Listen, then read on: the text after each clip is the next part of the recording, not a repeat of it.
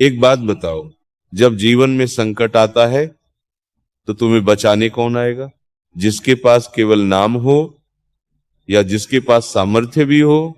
और अगर मैं कहूं इस सृष्टि में एक ऐसे देव हैं जिनके पास सिद्धि भी है, शक्ति भी है, शस्त्र भी है और स्वयं श्री राम का आदेश भी है, तो समझ लेना रक्षा निश्चित है। रक्षा कौन कर सकता है?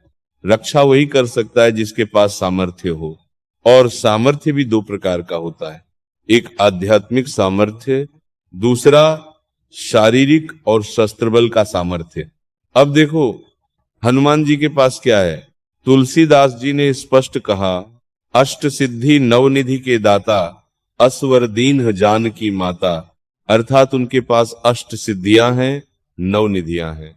लेकिन केवल सिद्धि से रक्षा नहीं होती। सिद्धि सूक्ष्म शक्ति है, पर रक्षा के लिए स्थूल बल भी चाहिए। इसीलिए आगे लिखा, रामदूत अतुलित बल धामा, अंजनी पुत्र पवन सुत नामा। अतुलित बल धाम, जिसका बल तौला न जा सके। रक्षा दो प्रकार से होती है, एक अस्त्र शस्त्र से, दूसरी शरीर बल से। हनुमान जी दोनों में पूर्ण है। उनके हाथ में गदा है, ये शस्त्र बल है। उनकी भुजाओं में अनंत पराक्रम है, यह देह बल है। और उनके हृदय में श्री राम का निवास है, ये आध्यात्मिक बल है। लंका में जब उनका सामना रावण से हुआ, तब रावण भी समझ गया कि पूरे युद्ध की जड़ यही रामदूत है। रावण को अपने बल पर अभिमान था, पर जब उसने प्रहार किया और हनुमान जी अडिग रहे, तब उसे पहली बार लगा कि यह कोई साधारण वानर नहीं। और जब हनुमान जी ने प्रत्युत्तर देने की तैयारी की, तब स्वयं ब्रह्मा जी को बीच में आना पड़ा। क्यों? क्योंकि यदि पूर्ण बल से प्रहार होता तो लीला का क्रम बदल जाता। ये कथा क्या सिखाती है? हनुमान जी का बल असीम है, पर वह बल मर्यादा में बंधा है। वो बल अहंकार के लिए नहीं, रामकाज के लिए है। इसीलिए वे रक्षक हैं, राक्षसों के भक्षक हैं, भक्तों के संरक्षक हैं। उनके 5 कार्य समझ लो, रामकाज करना, भक्तों को जगाना, अभिमान का नाश करना, भक्त को राम तक पहुंचाना, संकट में रक्षा करना। इसीलिए कहा, चारों जुग प्रताप तुम्हारा, है प्रसिद्ध जगत उजियारा। प्रताप इसलिए है क्योंकि बल के साथ भक्ति है, शक्ति के साथ समर्पण है और सामर्थ्य के साथ मर्यादा है। और एक बात समझ लो, रक्षा केवल बाहरी संकट से नहीं होती। सबसे बड़ा संकट बाहर का नहीं, भीतर का होता है। काम, क्रोध, लोभ, मोह, अहंकार, ये 5 राक्षस हैं।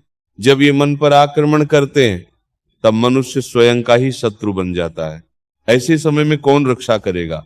शास्त्र कहते हैं, जिसके भीतर राम नाम की ध्वनि हो और जिसके ऊपर हनुमान जी की कृपा हो, उसका चित्त स्थिर रहता है।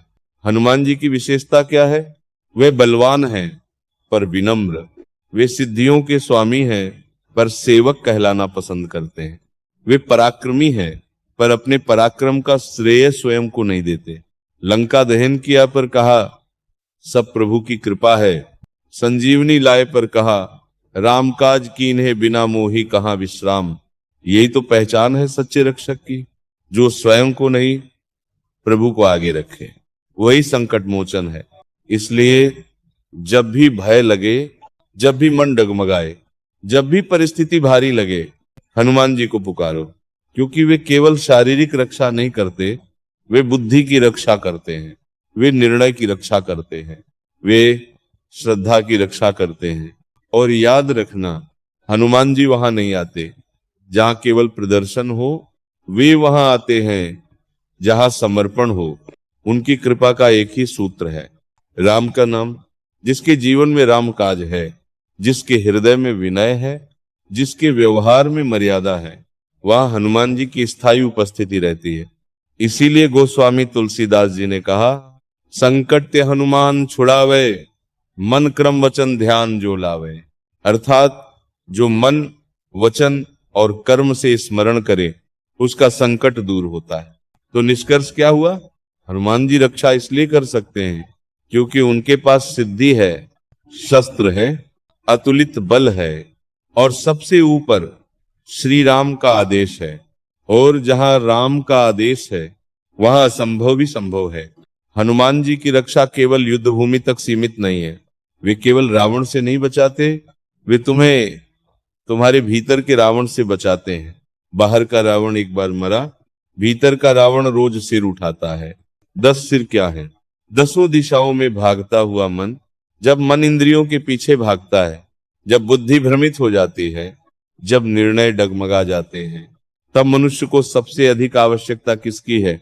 बल की या बुद्धि की? हनुमान जी दोनों के दाता है। इसीलिए तुलसीदास जी ने प्रार्थना की, बुद्धिहीन तनु जानिके सुमिरो पवन कुमार। पहले बुद्धि मांगी, क्योंकि बिना सही बुद्धि के बल भी विनाश कर देता है। हनुमान जी का बल नियंत्रित है, उनका पराक्रम मर्यादित है, उनकी शक्ति रामाधीन है। यही कारण है कि वे कल्याणकारी हैं। अब सोचो, जिसके भीतर राम का नाम बस जाए और जिसके ऊपर हनुमान जी की कृपा हो जाए, उसका कौन क्या बिगाड़ सकता है?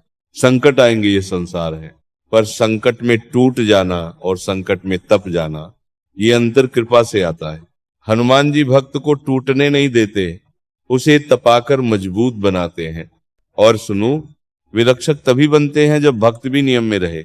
जो जीवन में असत्य, छल और अधर्म को अपनाए, वो केवल नाम जप कर सुरक्षा की अपेक्षा करे, ये उचित नहीं।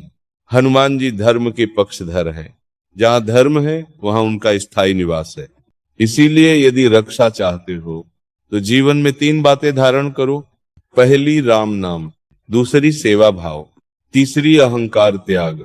जहां ये तीनों हैं वहां हनुमान जी स्वयं उपस्थित हैं। इसीलिए कहा गया, चारों जुग प्रताप तुम्हारा, है प्रसिद्ध जगत उजियारा। सत्ययुग में भी, त्रेतायुग में भी, द्वापर में भी और कलयुग में भी उनका प्रताप इसलिए है क्योंकि वे आज भी जागृत है।